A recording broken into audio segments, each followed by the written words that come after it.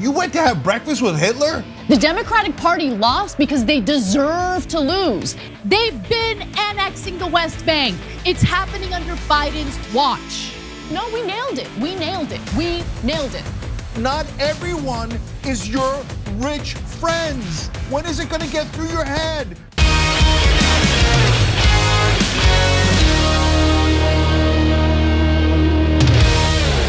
Joe and I went to Mar-a-Lago to meet personally with President-elect Trump. What we did agree on was to restart communications. I'm not in these guys in the ring kissing business, okay? So those, in my opinion, were fascist tendencies. Now, having said that, I didn't think he was Hitler killing people up against the wall. They did. Joe Scarborough did. So were you worried when you went to Mar-a-Lago instead of getting some English muffins and orange juice that he was gonna line you up against the wall and execute you? No, you weren't, were you? So was he Hitler or wasn't he? I still to this day am worried that he's not going to leave, or that the next guy, or JD Vance or whatever, is not gonna leave because he already did it once. I have empirical evidence about his wrongdoing, and I'm never gonna change my mind on it. But these guys, man, just like that, Hitler, you went to have breakfast with Hitler? That is amazing. For me, yes, it is annoying when the critique is only focused on one side, but that is not my main issue here. My main issue is that the Democratic Party, with the help of media figures like Mika Brzezinski and Morning Joe, thought it was totally fine to offer their base nothing to vote for, and instead just lean into the fear mongering. Fear, fear, fear, fear, be scared, be scared, be scared. That was it, that was all they gave us. And it makes me angry, okay? It should not be justified. The Democratic Party lost because they deserve to lose. They did not make a case to the American people as to why they would be fundamentally better than Donald Trump policy-wise. That's the issue, that's what makes me angry. Just pathetic. Okay, you know Take what? some personal responsibility, Democrats, for once in your lives. Take personal responsibility. If you offer nothing to the electorate, they're not gonna vote you in. That's the way it works. This is the Israel First crowd, and it is diametrically opposed to right-wing populists. And so I am intensely curious to see if they're gonna notice, if they're gonna do anything, or if they're gonna say, oh, you're saying that anyone who protests Israel should have their nonprofit status removed, which might actually kill the organization entirely. I'll explain why in a second. And so, but they criticize the foreign government. Well, of course you should cancel them. Yay, cancel culture, woohoo! What do you mean freedom? Freedom to speak? Freedom to criticize Israel? You don't have that freedom. MAGA, what are you gonna do? Right-wing populists, what are you gonna do? Are you good with it? America second? Israel first? You're allowed to criticize America all you want, by the way. You're allowed to burn an American flag. You're allowed to say that anything you want about America. You're not gonna get your nonprofit status canceled if you do that. But if you criticize Israel, that's it, you're a terrorist. What evidence do you have of terrorism? Oh, well, the law says I don't need evidence. Well, you know who's the bad guys and who's the good guys when they pass a law saying we don't need evidence to cancel you. Imagine if they said that about the right wing. And by the way, they are saying that about the right wing. If you're in the right wing and you criticize Israel and you got a nonprofit, gone, eliminated. Shut up, that's a foreign government that we all serve here, okay? So you're not allowed to criticize them at all. And by the way, they start with Israel. And then if you're a left-wing or a right-wing nonprofit and you criticize someone else they don't like, and by they I mean any set of donors, well then off you go. Now you're canceled and your freedoms are taken away. You no longer have American rights, constitutional rights, because Israel first. So every one of those 52 sons of bitch Democrats that voted in favor of this, taking away our freedoms, okay, they're not on the left at all. They're barely American, let alone all the corrupt Republicans. Almost the entirety of the Republican Party, other than the one honest guy. And Thomas Massie, his name comes up all the time because he's very right-wing. We massively disagree with him on social issues, on everything else. But at least that one brother has principles. All the rest of the Republican dogs. Oh, my donors, my donors. Oh yeah, cancel culture. Cancel anyone who's against Israel. Come on, this is America? This is America. No, the donors own the place entirely. Next thing you know, we won't be able to criticize drug companies. Shh, Don't say anything about the drug companies. They should be able to charge you anything they want. And under free markets and capitalism, you should pay it because the donors are 100% in charge. This is sickening. I think that what some of the Democrats and mainstream media are trying to put out there is, we already did everything we could for labor, and they're still ungrateful. And we just had to deliver it in a better message, and we had to do it while being culturally right-wing. No, that's not the right message at all.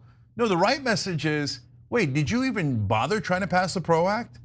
So I know what happened to it. So it passed the House easily. They passed all those things in the House as show bills. They knew they were going to die in the Senate. They go into the Senate. They didn't even vote in the Senate. It died in committee. Did the Democrats fight for the PRO Act? That's the main union act? No, nothing, right? So I'm not saying they didn't do anything for unions, and Cites Walter has some good examples.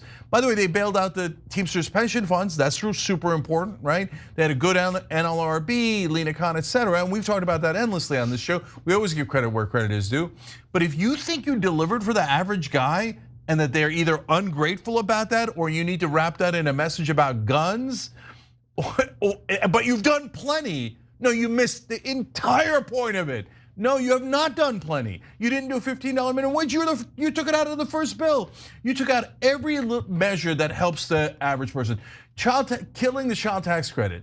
I know. The Republicans made you do it. Look, I get that Biden, relatively speaking, compared to previous presidents in the modern era, was a little better when it came to labor. A little better, but workers have been crushed for so long in this country that a little more incrementalism isn't going to be felt, okay? Consumer debt at this moment is at an all-time high. People are drowning in debt. People have had to charge their groceries on credit cards because they can't afford to put food on the table. And Democrats think, no, we nailed it. We nailed it. Democrats like Obama and Biden deliver about 5 to 10% of their agenda. But for people that are in mainstream media and in Washington, and certainly establishment Democrats, they think my life was great already.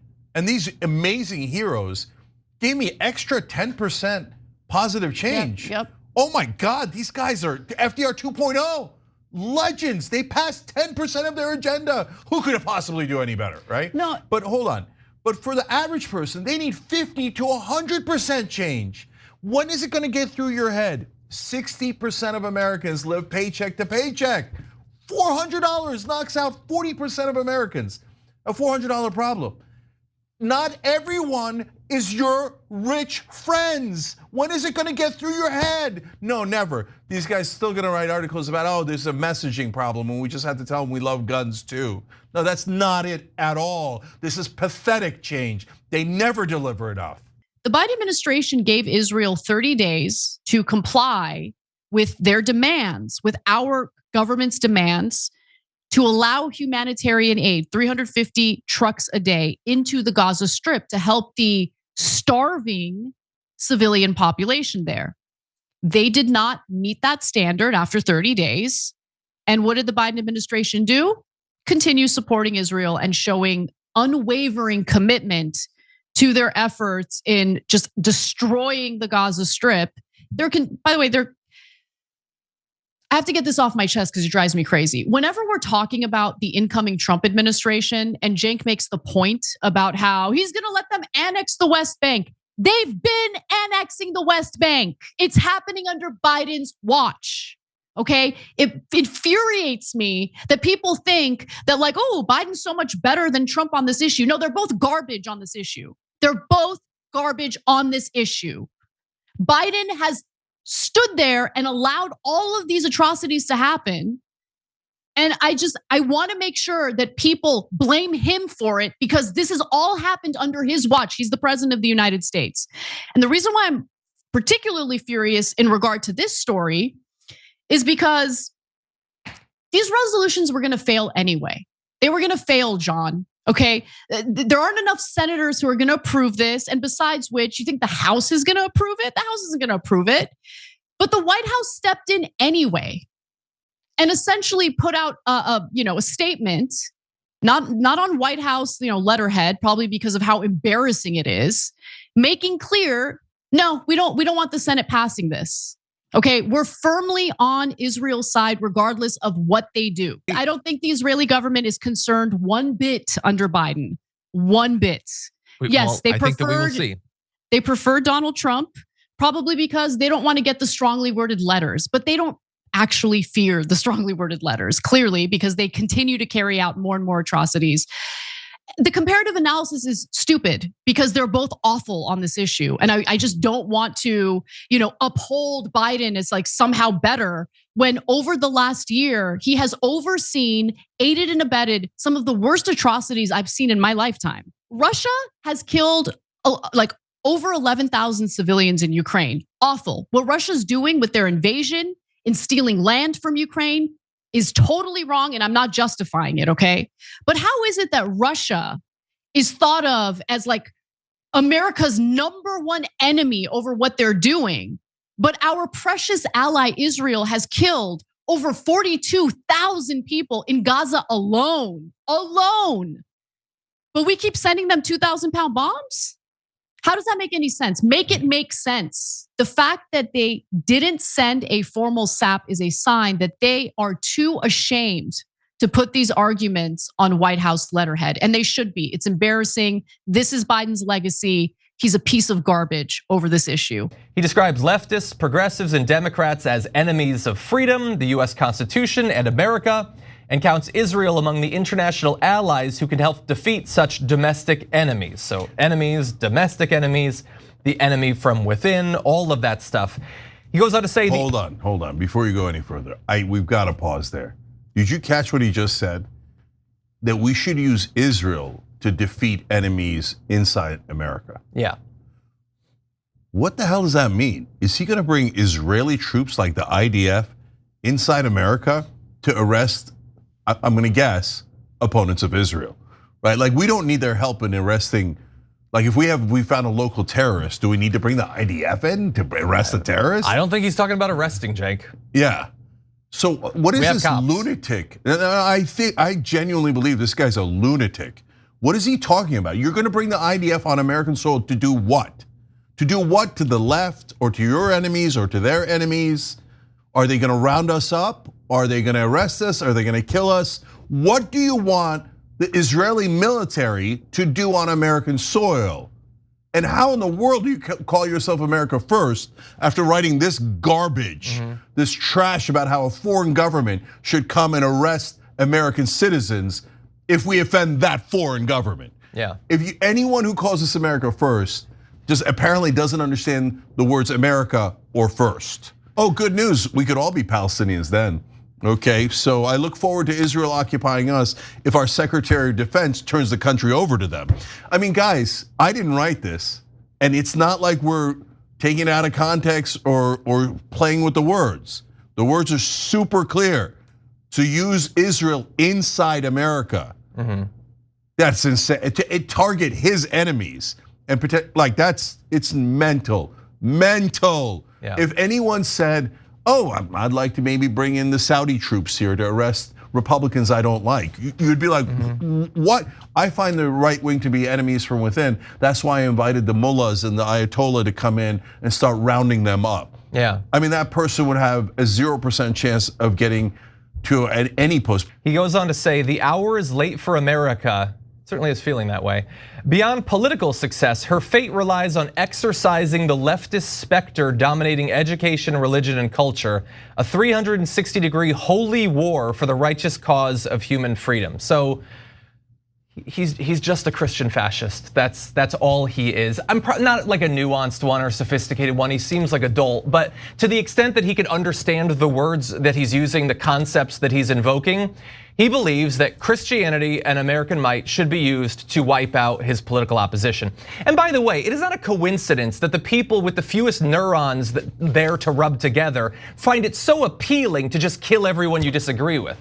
A guy whose job is literally in political communication and persuasion has so internalized the complete lack of ability that he and the right has to actually convince anyone of the superiority of their actual ideas, finds very appealing the idea that we just line up everyone we disagree with and gun them down. When he says we should be Christian nationalists, We should do a holy war against everyone who disagrees with us. And we should use the military inside America, both US and Israel is military, and then target our political enemies, don't allow them to have democracy, redraw the line so they can't possibly win, even if they have a majority. Well, he's saying, why don't we just end America and make it a Christian nationalist nightmare? Oh, gee, I wonder why we're opposed to it. Thanks for watching The Young Turks, really appreciate it. Another way to show support is through YouTube memberships. You'll get to interact with us more. There's live chat emojis, badges. You've got emojis of me, Anna, John, JR, so those are super fun. But you also get playback of our exclusive member-only shows and specials right after they air. So all of that, all you gotta do is click that join button right underneath the video. Thank you.